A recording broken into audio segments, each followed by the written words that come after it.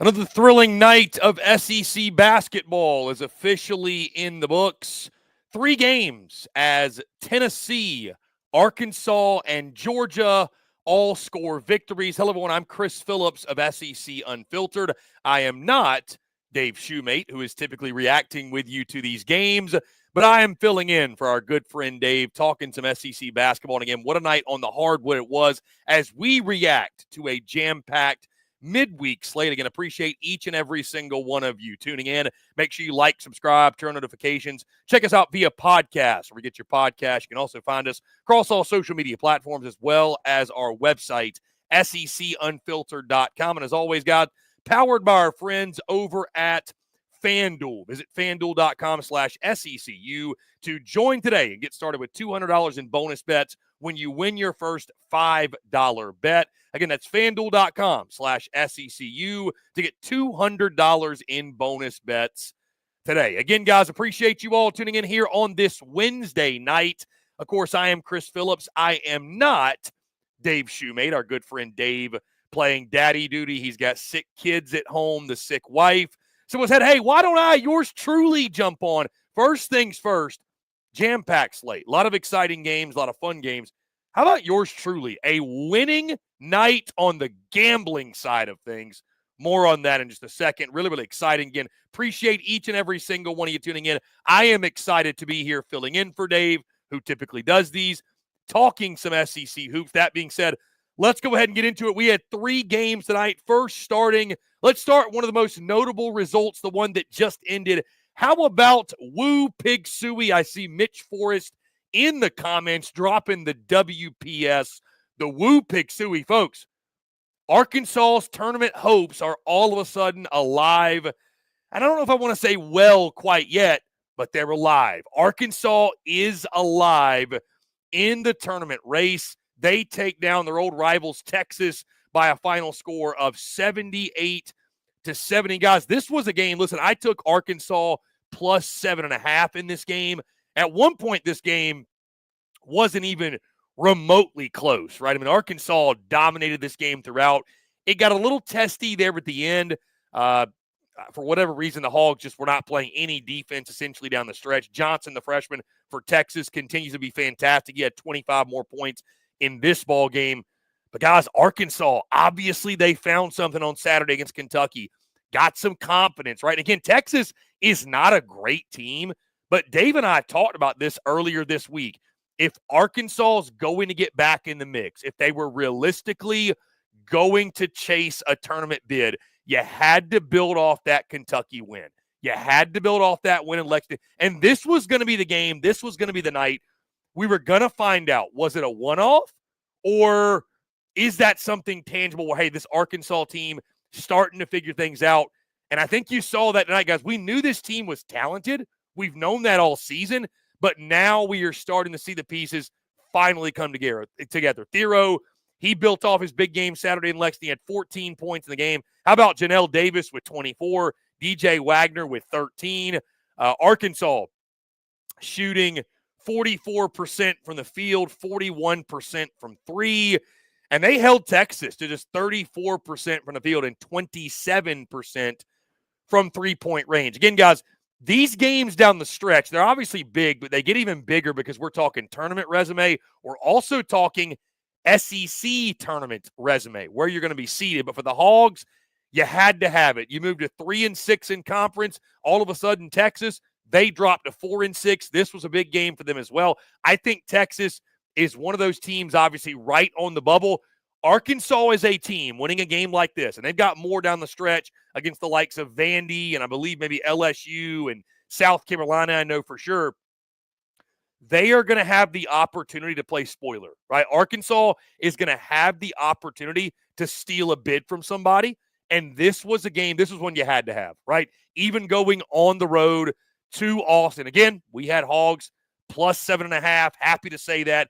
But even going on the road here, Texas, one of those teams, very middle of the pack, if not the bottom third of the SEC, and fighting on that bubble, all of a sudden, the Hogs are realistically in the mix for the NCAA tournament. Because, again, if you lost this one, it'd kind of been like, well, Kentucky was a one-off. hey, that was a great game for John Calipari, going back to Lexington, going back to Rupp, but it didn't mean anything in the grand scale of things. Now you kind of look and say, hey, Arkansas was able to build some confidence off. For Texas, really tough loss. It's a tough loss.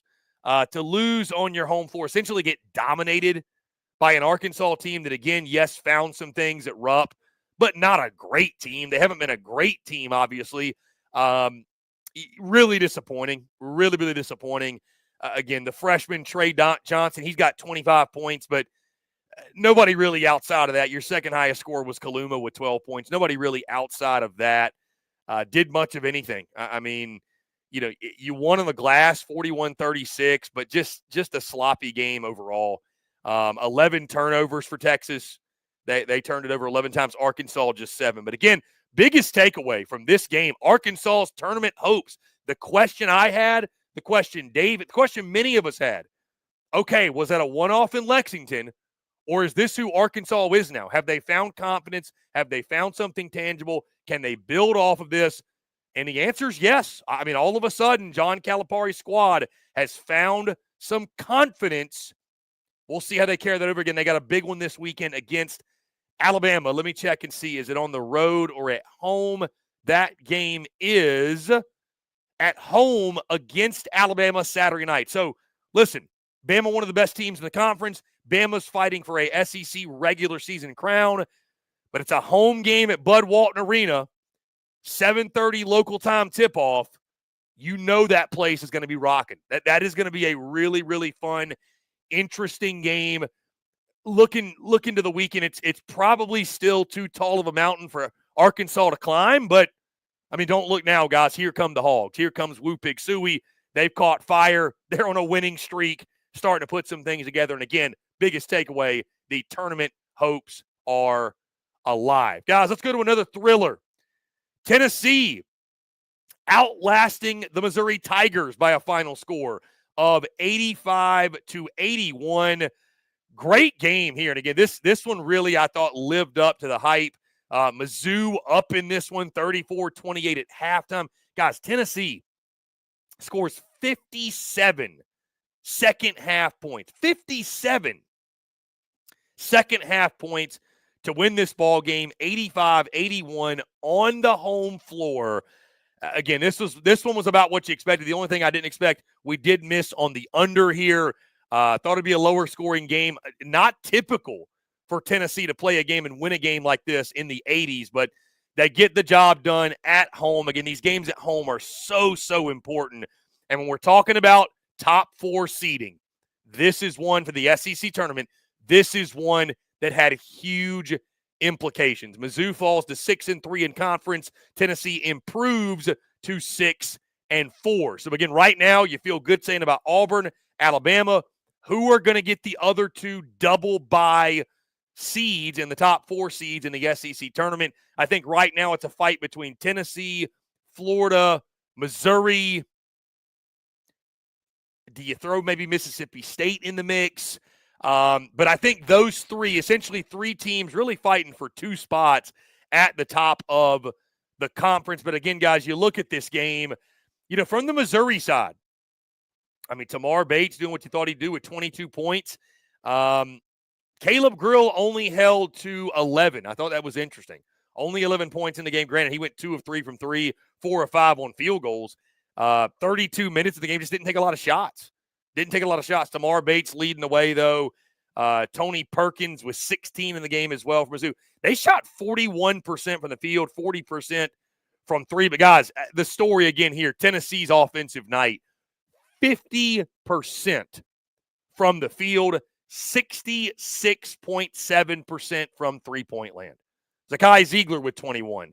Igor Milicic with 21. And we talked about this is a guy that really controls the ceiling of the Tennessee offense. And when Milicic has got 21 and you get your guy Ziegler going, obviously he's going to be there every night. Chaz Lanier with 10. Okpara with 12. It's going to spell success for you. It's going to spell big-time success. Again, gritty win, tough win. You just lost in this building essentially a week ago to Kentucky. To be able to fight through that comeback, big-time win for Tennessee. And obviously you bounce back over the weekend. You got the big win over the Florida Gators. But to follow up that on the home floor again there at Thompson Bowling Arena, get that 85-81 dub. And Missouri's a really, really good team. It's tough to go on the road in this conference and win. You saw that tonight why they're at TBA. Tennessee finding a way, and again, just shooting the lights out, man. 50% from the field. Like I said, 67% essentially from three. They were 70% from the free throw line. They out-rebounded Mizzou 38-30. Turned it over 11 times. Missouri only turned it over 3 times. That's why I stopped. Only 3 turnovers for the Tigers, and they still get outlasted in this game. A great game by Tennessee. Again, a big one, because I think very highly of Mizzou. We think highly of Mizzou. Mizzou, a very, very good team. Tennessee finding a way to get the job done. Guys, finally, our third game. Won't spend a ton of time on this one because it was expected. And by the way, we did hit the over by not even a point. We hit it by half a point. Let me double check here. We hit this over by, 142.5. Final score 81-62. 143. About time we got a break. A winning night for yours truly. It has been too long. I have been ice cold. Ice cold. We got the dub, and Georgia gets a big dub in this one. The 19-point win over the LSU Tigers. LSU drops to 1-8 in conference. Georgia keeping their hopes alive. 4-6 in conference play. They are one of those teams right there on the bubble.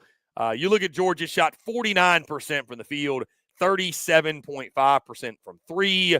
LSU, just 36% from the field, 36% from three as well. LSU's just not a good team, guys. I mean, LSU's just not a good team. We know that. I'm not going to spend a ton of time talking about them because, frankly, they don't care. LSU fans don't care, so why should I care about LSU basketball if they don't really care either? And this isn't coming just from me. This is coming directly from LSU folks. They are just counting down the days to opening day next weekend. Again, the Georgia Bulldogs, you look at them, Asa Newell with 17 points. You bounce back from that tough game over the weekend against Alabama. R.J. Godfrey had 12. Blue Kane had 10. Silas Demery had 8 points in the game. Deshane Montgomery had 12. A lot of different guys contributing in this game, putting up 81 points in the ball game. 37-31 at half was fairly close, but Georgia outscores LSU 44-31 in the second half, pulls away, and gets that 19-point win. And again, guys, I mean, for Georgia, obviously, a game you had to have. There are very, in this conference this year, because it's so deep, there are very few losses that you would look at and say, man, just a terrible loss. That's just a really, really bad loss. Losing to LSU or South Carolina would qualify. So when you get one of them on your schedule, when you have one of them upcoming, it's a game you should win. It's a game you expect to win. And it's a game you have to win. It's a game you basically can't lose. That's the way you can look at it. You can't lose it, right? It would be a really, really bad look if you were to lose it, and Georgia certainly did not do that. They find a way. Well, I shouldn't say find a way. They have their way with the LSU Tigers and get the big 19-point victory. So, again, guys, all in all, a really, really fun night on the hardwood. Again, the biggest takeaways, Georgia dominates, but the other two games, Tennessee outlasting Mizzou. I think what that means for the top four in the conference, the battle of the top four, because I think the SEC regular season crown, and by the way, this tonight, that game against Tennessee-Mizzou, that game guarantees, let's just call it for what it is at this point, it is a two-horse race. It is Alabama and it is Auburn. And it's one of those two. And I mean, Auburn's obviously in firm control, but Alabama's got them twice. I think Alabama is the only other team at this point that can win the regular season title. And I think mathematically, right, because Missouri picks up their third loss. They've got a loss to Auburn. There's no way Auburn's losing more than maybe 2 conference games. They lost to Bama twice, and I don't even see that happening. Mathematically, I think Bama is the only one that has a shot at winning the regular season title outside of Auburn. So it's a two-horse race moving forward. Obviously there's basketball to be played before this, but we're all looking forward to that epic showdown when those two do battle. But again, Tennessee and Mizzou fighting for a top 4 seed in the SEC tournament. Tennessee gets the upper hand. And then Arkansas, guys, keeping their NCAA tournament hopes alive and also getting a big rivalry win. Arkansas and Texas, in case we've forgotten, hate each other. So the Hogs are still alive. John Calipari and company, what a job they've done. Something changed in Lexington. I don't know. Something changed with the Hogs. Something changed. And I tell you this, they will be, John Calipari and company, they will be really, really fun. We got a ways to go. A lot of basketball left. But they will be really, really fun if they somehow find a way to keep this going and sneak into March Madness. They will be a really, really fun time to watch. So an exciting night of hoops. And, guys, what's exciting, too, Super Bowl 59 upcoming. Guys, one game, two teams, endless possibilities, and there's no better way to make every play more exciting than with FanDuel Sportsbook. Whether you're predicting the first touchdown, who will take home the MVP trophy of the coin toss, FanDuel makes it easy to place your bets and feel the thrill of every moment. With live betting all game long, you can jump into the action, adjust your bets, and ride the wave of excitement from kickoff to the final whistle. Plus, to make the Super Bowl even sweeter, new customers can score $200 when you make your first bet. Just place a $5 bet, and if you win, you'll get $200 in bonus bets. Download the app or head to FanDuel.com/SECU and bet with FanDuel, official partner of Super Bowl 59. Must be 21 and up and present in select states. For Kansas, an affiliation with Kansas Star Casino, 18 and up and present in D.C. First online real money wager only, $5 first deposit required.